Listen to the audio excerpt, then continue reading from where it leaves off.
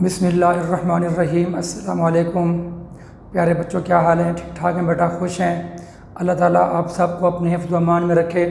बेटा जी, आज का हमारा लेक्चर नंबर जो है वो 12 है और आज का हमारा टॉपिक जो है वो capacitors in series.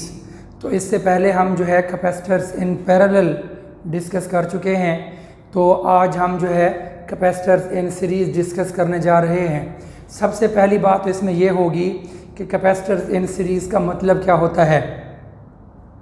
If the capacitors are connected side by side, कि अगर एक कैपेसिटर और दूसरा कैपेसिटर और तीसरा they are connected side by side, one by one, तो इसका मतलब भी आगे लिखा हुआ है कि right plate of one capacitor, कि ये वन कैपेसिटर है फ़र्ज़ करें, तो इसकी जो राइट प्लेट है ये वाली, तो right plate of one capacitor is connected to the left plate of next.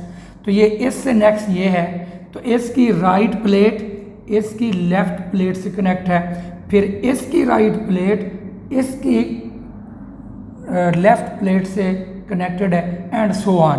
तो इस तरह अगर हम कैपेसिटर्स को आपस में जोड़ दें तो then such combination is called series combination of capacitors. तो उम्मीद है आपको ये डिफ़ाइन जो है वो समझ आ गई होगी कि यहाँ पर आप देखें कि कोई भी जो कैपेसिटर है ना, ये डायरेक्टली कनेक्टेड वोल्टेज के साथ नहीं है। तो यहाँ पर ये भी डायरेक्टली कनेक्ट नहीं है, ये भी डायरेक्टली कनेक्ट नहीं है, जबकि यहाँ पर ये पैरेलल कॉम्बिनेशन है जो हम पहले पढ़ चुके हैं। तो ये जो है अपना यहाँ पर हर कैपेसिटर जो है वो बैटरी से डायरेक्टली कनेक्टेड है। ये सारी तफसील मैं अपना जो गुज़िश्ता 2 लेक्चर्स हैं उनके अंदर बतला चुका हूँ।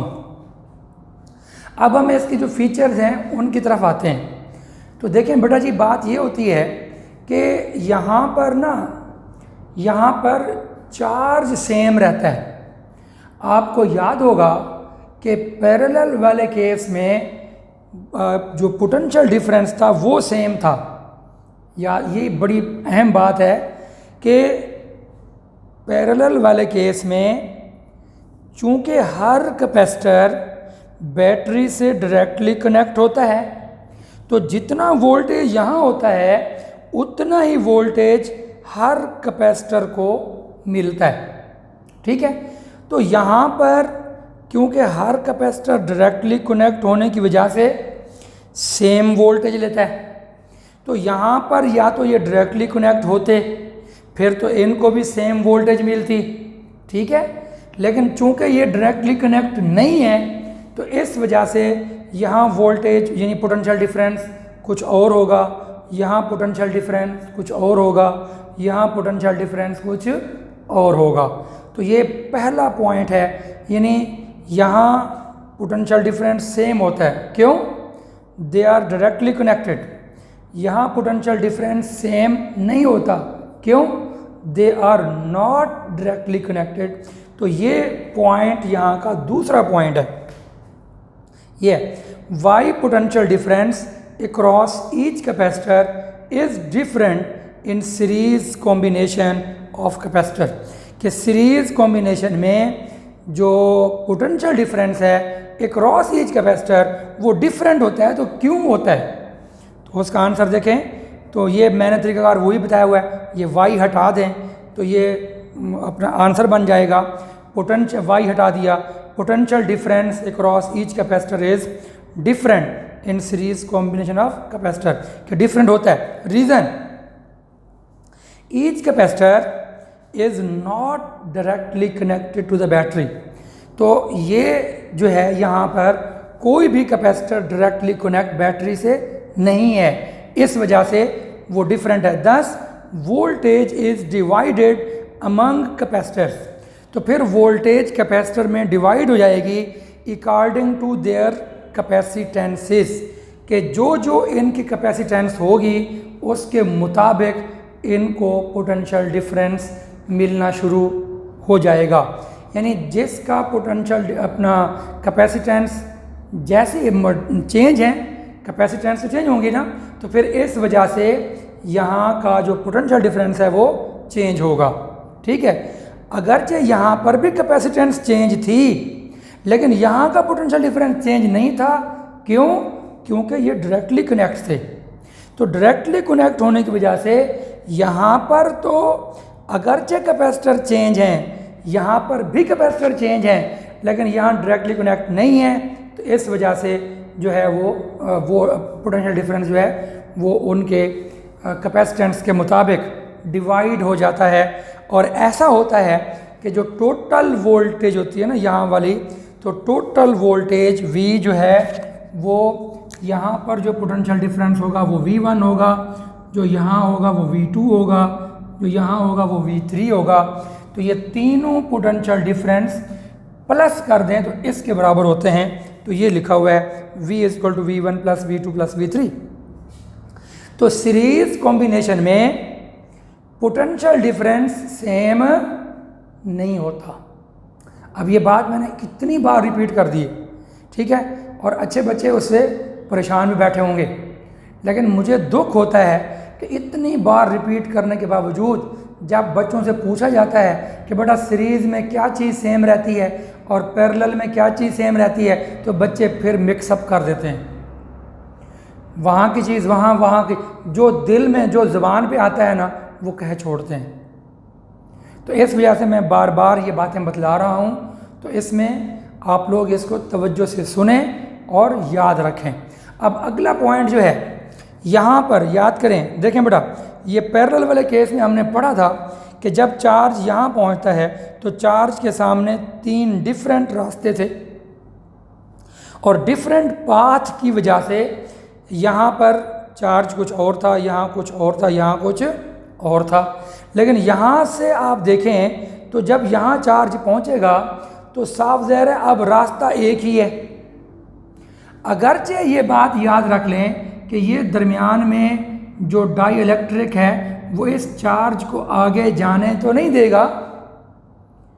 तो यहाँ होना क्या है वो मैं आपको समझा देता हूँ कि भाई असल जो थ्योरी है वो ये होती है कि जब ये आप बैटरी का पॉजिटिव टर्मिनल यहाँ कनेक्ट करते हैं, ये नेगेटिव टर्मिनल यहाँ कनेक्ट होगा और ये दरमियान में तो आपको पता ही है कि इंसुलेटर मौजूद है जो कि चार्ज को आगे जाने से रोकता है। तो अब होता क्या है कि यहाँ इस प्लेट पर, क्योंकि ये प्लेट न्यूट्रल होगी, सारी प्लेट न्यूट्रल होंगी शुरू में, ये मैं थ्योरी पहले भी बतला चुका हूँ, फिर बता रहा हूँ कि यहाँ से होगा क्या कि ये जो पॉजिटिव टर्मिनल है बैटरी का, तो यहाँ से ये फ्री इलेक्ट्रॉन को अपनी तरफ अट्रैक्ट करेगा और जब फ्री इलेक्ट्रॉन इधर जाएंगे तो यहाँ पॉजिटिव चार्ज पैदा होगा, ठीक है। और जब वो फ्री इलेक्ट्रॉन यहाँ पहुँचेंगे तो ये बैटरी के अंदर केमिकल रिएक्शन की वजह से एनर्जी जो रिलीज़ होगी वही एनर्जी इलेक्ट्रॉन को मिलेगी और वो इलेक्ट्रॉन यहाँ पॉजिटिव टर्मिनल से नेगेटिव टर्मिनल की तरफ जाएगा। क्यों? कि यहाँ इलेक्ट्रॉन को उस तरफ जाने में रिपल्शन का सहारा है, रिपल्शन का सामना है, तो ये एनर्जी खर्च होगी और इलेक्ट्रॉन यहाँ से यहाँ पहुँचेगा और जैसे ही यहाँ पहुँचेगा तो ये नेगेटिव उस नेगेटिव को रिपेल करके यहाँ भेज देगा। तो इस प्लेट के ऊपर सारे नेगेटिव चार्ज इकट्ठे हो जाएंगे और इस प्लेट के ऊपर डेफिशिएंसी ऑफ इलेक्ट्रॉन होगी। इसका मतलब है यहाँ पर पॉजिटिव चार्ज पैदा होगा। तो ये असल चीज़ तो यही हो रही है, लेकिन आपकी बुक में ये लिखा गया है कि जी बैटरी इसको पॉजिटिव चार्ज देती है और इसको नेगेटिव चार्ज मुहैया कर, वो सिंपल बात वो कर देते हैं। और ऐसा क्यों करते हैं ये भी मैं आपको अगले चैप्टर में हम डिस्कस करेंगे जब आप पढ़ेंगे ना कन्वेंशनल करंट और इलेक्ट्रॉनिक करंट। तो इसका जो मेन डिफरेंस है कि ऐसा क्यों हो रहा है, कि असल चीज़ तो और है तो बुक में क्यों लिखा हुआ है, तो ये सारी चीज़ें हम बेटा वहाँ डिस्कस करेंगे। अच्छा, अब बात ये चल रही है कि यहाँ के इलेक्ट्रॉन यहाँ चले गए, यहाँ पॉजिटिव चार्ज पैदा हुआ। फ़र्ज़ कर लें यहाँ से 5 इलेक्ट्रॉन या 6 इलेक्ट्रॉन यहाँ चले गए, तो यहाँ पर पॉजिटिव 6 चार्ज होगा, यहाँ पर नेगेटिव 6 चार्ज होगा। तो इलेक्ट्रोस्टैटिक इंडक्शन का जो फार्मूला है, फिनोमिना है, फार्मूला नहीं, तो यहाँ अगर नेगेटिव 6 होंगे इलेक्ट्रॉन तो ये इधर तो जा नहीं सकते, तो फिर यहाँ पर इलेक्ट्रोस्टैटिक इंडक्शन की वजह से इस नेगेटिव 6 का यहाँ पॉजिटिव 6 होंगे। फिर अगर यहाँ पर पॉजिटिव 6 होंगे तो फिर इसके यहाँ पर क्या होंगे, नेगेटिव 6 होंगे, और यहाँ नेगेटिव 6 होंगे तो फिर यहाँ पर क्या होंगे, पॉजिटिव 6 होंगे, और यहाँ पर पॉजिटिव 6 होंगे तो फिर यहाँ पर नेगेटिव 6 होंगे। तो कहने का मकसद ये हुआ कि इन तमाम प्लेट्स के ऊपर चार्ज रिमेन्स सेम। तो यहाँ पर चार्ज चेंज था, क्यों, डिफरेंट पाथ थे, और यहाँ पर पाथ एक है, तो इस वजह से जो चार्ज है वो सेम रहता है। ये अक्सर क्वेश्चन भी आ जाता है कि why charge on each capacitor remain same in series combination of capacitor, कि सीरीज कॉम्बिनेशन में चार्ज हर कैपेसिटर के ऊपर सेम क्यों रहता है। तो आंसर देखें, चार्ज ऑन, ये वाई हटा देंगे, charge on each capacitor remain same in series combination of capacitor. Reason, battery supplies positive Q to the left plate, positive Q charge, positive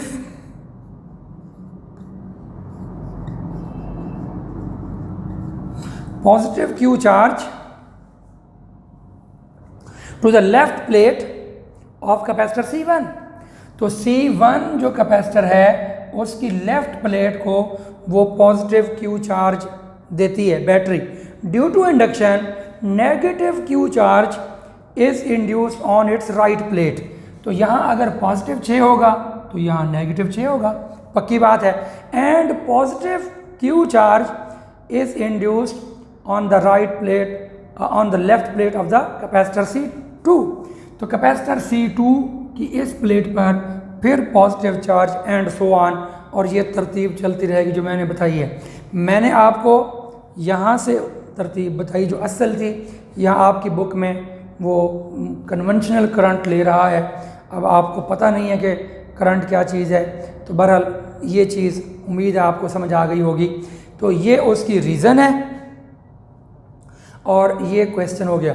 अब ये दो फीचर्स हैं, ये अलग से शॉर्ट क्वेश्चन बन के आ गए, तो फिर आप उनकी रीज़न भी देंगे और प्रॉपर्टी भी लिख देंगे।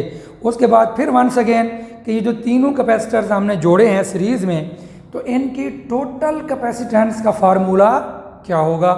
तो यहाँ पर देखें, derive the relation for the total और equivalent capacitance for n capacitors in series combination of capacitors, कि सीरीज़ कॉम्बिनेशन में इनका जो टोटल है या इक्विवेलेंट कैपेसिटेंस है उसका फार्मूला क्या होगा।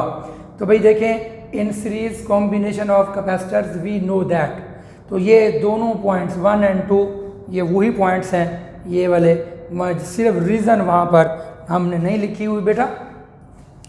Charge on each capacitor remain same, यही बात थी, charge on each capacitor remain same in series combination of capacitor. ये जो अल्फाज हैं वो यहाँ ऊपर आ चुके हैं, in series combination of capacitor we know that. अच्छा, तो that is Q1 Q2 Q2 ये अब बराबर है Q के।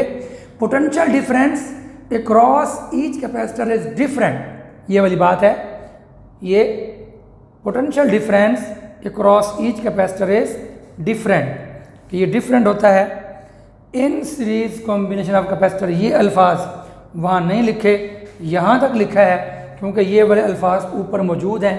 तो इज़ डिफरेंट सच दैट कि V is equal to V1 plus V2 plus V3, कि जो यहाँ का जो वोल्टेज होगा वो इन तीनों पोटेंशियल डिफरेंस को सम कर देंगे तो वो इसके बराबर होता है।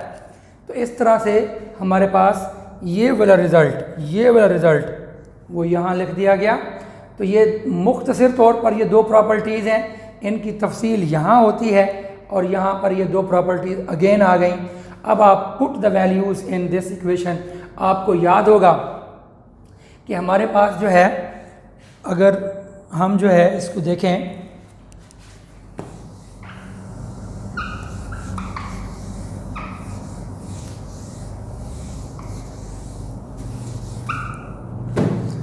मैंने कहा था कि चार्ज किसके पास होता है भला, वाइस चांसलर के पास होता है।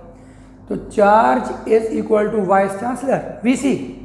तो अब आप गौर करें तो V किसके इक्वल होगा, V, तो V will be equal to Q by C। तो V, ये C इधर जाकर डिवाइड हो जाएगा, तो V is equal to Q by C। और अगर आप V1 बोलेंगे तो वो Q1 C1 बन जाएगा बेटा, Q1 C1 इस तरह बन जाएगा। और अगर आप V2 कहेंगे तो वो Q2 ओवर C2 वगैरह बन जाएगा। अब आप यहाँ ये वैल्यूज़ पुट कर देंगे तो V की वैल्यू, क्योंकि ये वाला जो V है बेटा तमाम, ये देखें ये वाला जो V है ये टोटल वोल्टेज ये वाली है, तो इसके लिए जब इसकी कीमत लगाएंगे तो वो Q बाई C इक्वलेंट लगाएंगे, क्योंकि ये है Q बाई C और यहाँ पर इक्वल नहीं लगाया तो यहाँ पर इक्वलेंट हम लगा देंगे कि ये टोटल कैपेसिटेंस है। और इसकी वैल्यू क्या होगी V1 की, Q1 ओवर C1, ये वाला आ गया V1 Q1 over C1, V2 Q2 over C2, तो ये आ गया V3 Q3 ओवर C3। अभी जो Q1 है, Q2 है, Q3 है, वो यहाँ पर हमें पता है Q के बराबर है, तो इस तमाम को 1 2 3 ख़त्म करके Q लगा दें, तो ये सारा Q और ये Q कॉमन लें और इधर डिवाइड कर दें, तो Q से Q कट जाएगा, तो 1 over C equivalent is equal to 1 over C1, 1 over C2, 1 over C3। ये फार्मूला है हमारे पास 3 कैपेसिटर्स के लिए। अब for n capacitors having different values, कि ये वैल्यूज़ भी डिफरेंट थी, हमने न्यूमेरिकल भी किया था कि भी 3 माइक्रोफैरड, 4 माइक्रोफैरड, 5 माइक्रोफैरड, तो अगर डिफरेंट हों सारे, तो for n capacitors having different values, तो उसके लिए फार्मूला होगा 1 over C equivalent, 1 over C1, 1 over C2, यही वाला प्लस 1 ओवर Cn। तो ये फार्मूला होगा फॉर डिफरेंट वैल्यूज़ के लिए। लेकिन for n capacitors having same value C, अगर वो वैल्यू सेम हो कि सारे जो कैपेसिटर्स हैं वो सारे 6 माइक्रोफैरड, 6 माइक्रोफैरड, 6 माइक्रोफैरड, 6 माइक्रोफैरड, फ़र्ज़ कर लें वो 50 हैं, 100 हैं, 60 हैं, 20 हैं, जितने भी हैं, मगर उनकी जो कैपेसिटेंस है वो सेम है। अगर ऐसा हो तो फिर क्या होगा, 1 over C equivalent is equal to 1 over C, 1 over C, 1 over C plus 1 over C, क्योंकि इक्वलेंट होने की वजह से ये फिर 1 2 3 की जगह पर हम C लगा देंगे, तो ये सारा कुछ जो है देखिए 1 over C, 1 over C, 1 over C, 1 over C, तो ये बन जाएगा n ओवर C, क्योंकि ये 1 जो है n मरतबा है, n वैक्टर्स हैं तो n मरतबा है। तो अब 1 over C is equal to n over C, और चूंकि हमें क्या मालूम करना था, फॉर C इक्वलेंट मालूम करना था, तो इसको रेसिप्रोकल लें, इसको भी उल्टा दें, इसको भी उल्टा दें, तो C equivalent is equal to ये नीचे वाला C ऊपर और ऊपर वाला n नीचे, तो C इक्वलेंट जो है वो C ओवर n के बराबर है। तो ये हमारी प्रॉपर्टी नंबर क्या होगी बेटा 3, बाकी एक इसकी प्रॉपर्टी रहती है।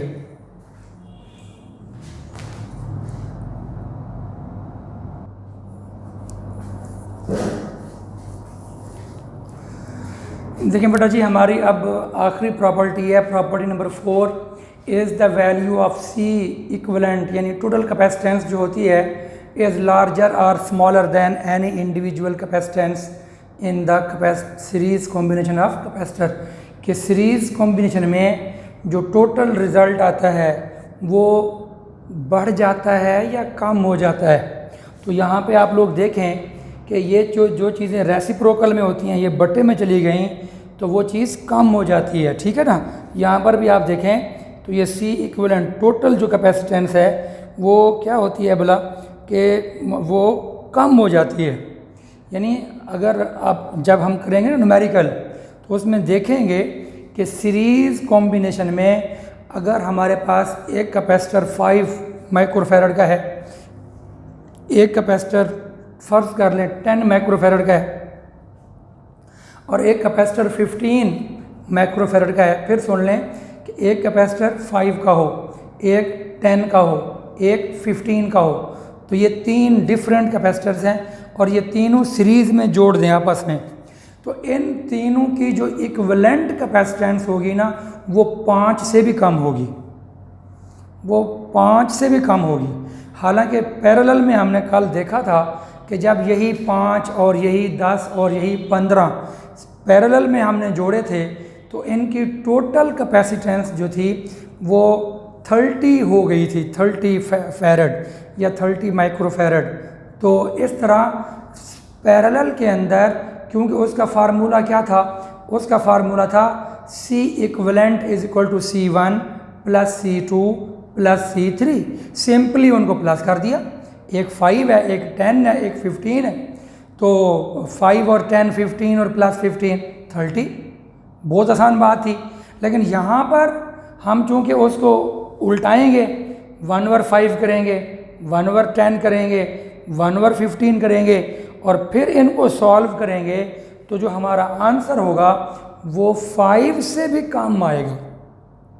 इसका मतलब ये हुआ कि जो C इक्विवेलेंट होगी वो 5 से भी कम, 10 से भी कम और 15 से भी कम।